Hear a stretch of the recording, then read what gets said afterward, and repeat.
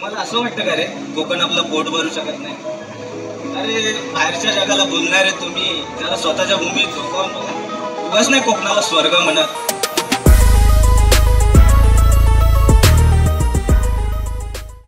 नमस्कार मित्रांनो, परत एकदा आपल्या नवीन ब्लॉगमध्ये तुमचं स्वागत आहे. तर मित्रांनो, आजचा ब्लॉग तुम्ही ओळखला असेलच थंबनेल आणि टायटलवरून. तर ह्या गोष्टीच्या मागची गोष्ट तुम्हाला मी आत्ता सांगतो.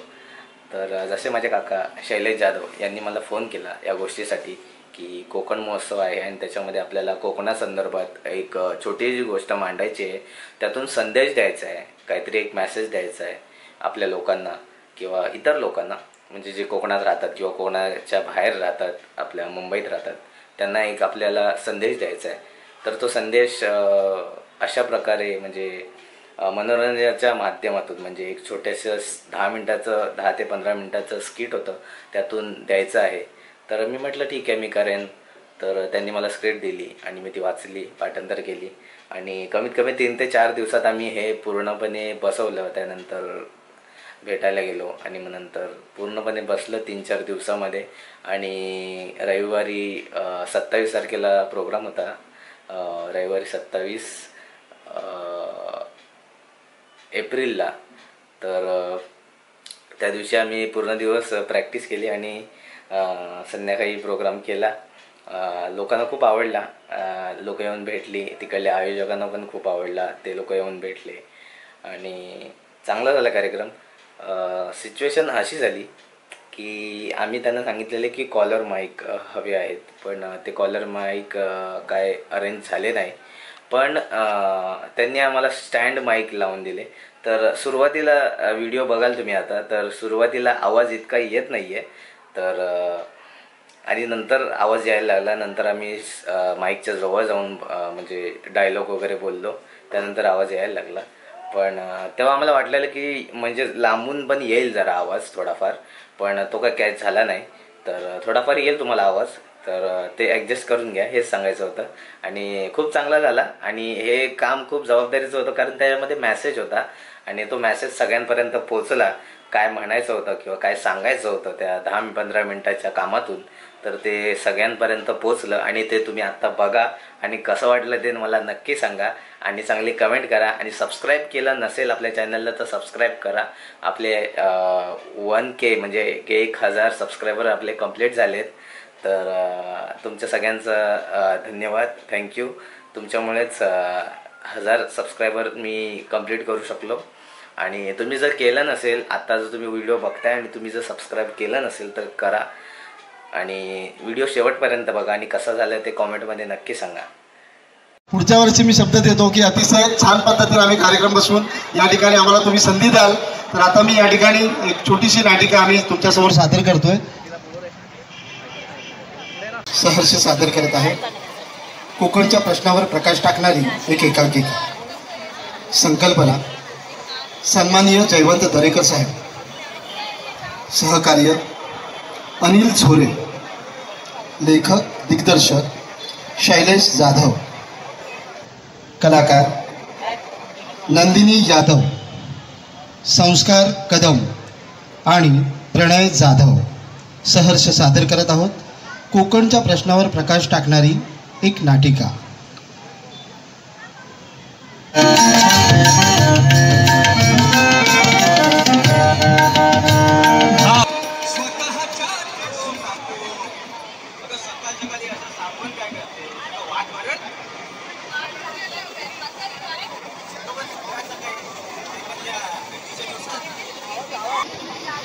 आज 4 वाजताच उठले, तरी पण माझे काम काय आठवत नाहीत बघ. राजू सुट्टी आहे राजूला की काय काम काढलं नाही?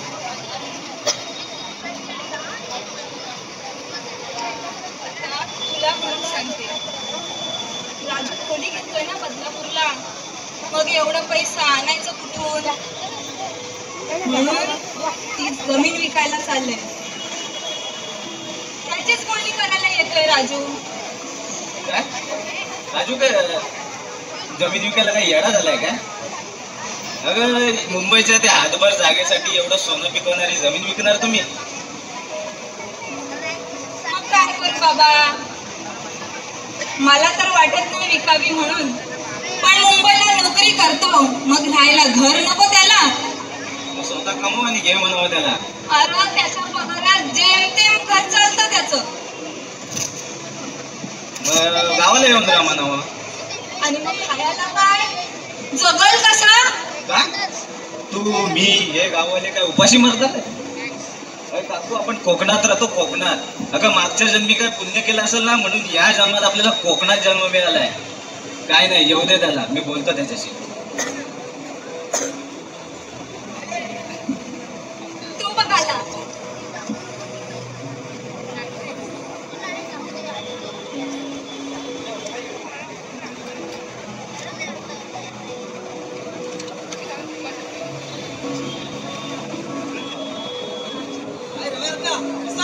मी मस्त मजेत. मीच काय, कोकणातला प्रत्येक माणूस मजेतच असतो. कोकणात वातावरण हा, कारण तुझ्यासारखी माणसं ना माझ्या हळूहळू कोकण विकायला चाललेत ना, म्हणून. तुम्हाला असं वाटतं का रे कोकण आपलं पोट भरू शकत नाही? अरे बाहेरच्या जगाला बोलणारे तुम्ही जरा स्वतःच्या भूमीत झोकावून बघा. उगाच नाही कोकणाला स्वर्ग म्हणत. कोकणात कधी काही पक्ष्यांच्या किलबिलाटाने दिवस सुरू व्हायचा, पण आज दिवस रात्र नुसत्या गाड्यांचे भोंगे वाजत असतात. कधी काही फुलांचा सुगंध दरवळायचा आणि आज त्यांची जागा धुळीने घेतली. पण याला जबाबदार कोण? ते परप्रांतीय नाही, त्याला जबाबदार आपणच आहोत. सगळे म्हणतात कोकणाचा विकास होतोय. अरे आपल्या कोकणी माणसात ना 17 कला असतात. आपली शेती करण्याची पद्धत वेगळी, आपलं खानपान, आपल्याकडली हस्तकला, या गोष्टी जरी तुम्ही व्यवस्थित पाळलेत ना तर तुम्हाला आनंद जगता येईल आमच्या या कोकणात. अरे तुमच्यासारखे तरुण गाव सोडून शहरात गेली. गावं वस पडत चाललेत, शाळा बंद पडत चालल्यात. मग हा होणारा विकास कुणासाठी? ज्या विकासाचा फायदा ज्यांना व्हायला हवा ते गेले गाव सोडून शहरात. तुम्ही या शहरात जाण्यासाठी इथली जमीन विकणार आणि मग परप्रांतीय इथं या कोकणात येणार. कोकणची माणसं साधी भोळी म्हणत त्यांच्या साधेपणाचा फायदा घेतला जातोय. अरे पण आपण इतके साधे आहोत की आपल्या कोकणाला लाभलेल्या निसर्ग सौंदर्याचा वापर पण आपण जपून आणि विचारपूर्वक करतो. आपल्या कोकणाला समृद्ध समुद्र किनारा लाभलेला आहे. आपल्या कोकणात मासेमारी करतात, म्हणून काय आपण वर्षाचा 12 महिने मासेमारी करत नाही. पावसाळ्यात मासे अंडी देतात, म्हणून त्या काळात आपण निसर्गात वाढणाऱ्या पालेभाज्यांवर आपला उदरनिर्वाह करतो. अरे तुम्हाला वाटतं पैसा फक्त शहरात आहे, पण असं नाही. जर आपल्या कोकणी माणसाने आपल्या कोकणाचा विकास केला ना तर त्याच्यासारखा श्रीमंत माणूस कोणी नाही. आणि जर हाच विकास एखाद्या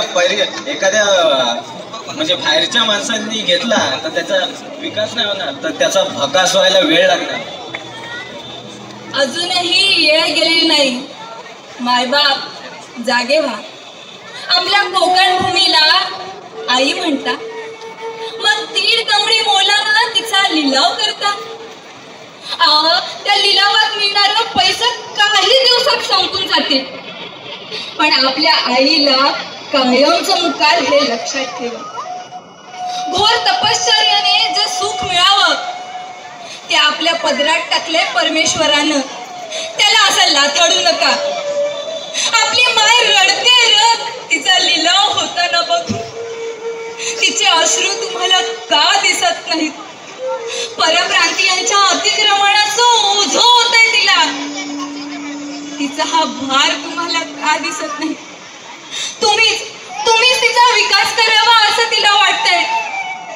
तिची तळमळ तुम्हाला का दिसत नाही? हे थांबवा, नाहीतर स्वतःच्याच भूमीत पाहुण्यासारखं राहायला लागेल तुम्हाला. मायबाप जागे व्हा. आपलं कोकण वाचवा. धन्यवाद.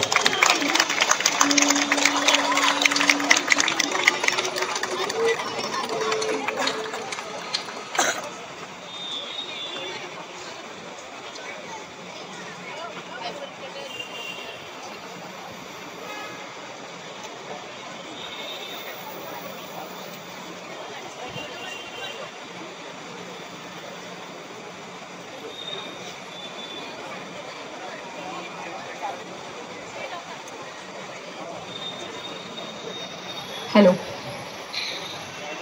आजचा हा विषय इतका जीवाला लागणारा होता आणि ह्या विषयातून कोकणाचा जो काही ठाव घेतलेला आहे प्रत्येक कोकणी माणसाला, आणि आमच्या जाधव सरांचं खरंच खूप कौतुक आहे. दरेकर साहेबांना मी म्हटलं ना, त्यांनी एक एक असे अचूक हिरे शोधलेले आहेत की ते कुठचा माणूस त्यांनी इथे आपल्या कोकण महोत्सवामध्ये आणलेला आहे. ज्ञान मंदिर हायस्कूल घाटकोपर पूर्व मुख्याध्यापक शैलेश जाधव सर यांचं अगदी सन्मान करणं खूप योग्य आणि आहे. प्रत्येक माणसांचं सन्मान करणारा हा इतरचा व्यक्ती खूप मोलाचा आणि महान आहे. तर मी आपले रावराणे साहेब, दरेकर साहेब यांना शाल सन्मान चिन्ह देऊन 1-2 दिवसामध्ये त्यांनी हा विषय टिपला आणि मांडला आणि तो तुमच्यासमोर सादर केला. आणि ह्या कौतुकाचे जे शब्द आहेत ते खूप कमी आहेत आणि हे जाधव सरांचं काम असंच पुढे चालू राहू दे आणि त्यांना ह्या कार्यक्रमातून आमच्यातर्फे खूप खूप शुभेच्छा. अशीच त्यांच्या ह्या शिक्षणाची संस्था फार मोठी होऊ दे. शासनाचं. तर मित्रांनो, कसा वाटला व्हिडिओ हे कॉमेंटमध्ये नक्की सांगा आणि सबस्क्राईब करा, लाईक करा आणि व्हिडिओ बघत राहा. चला भेटूया आपण पुढच्या नवीन व्हिडिओमध्ये. बाय.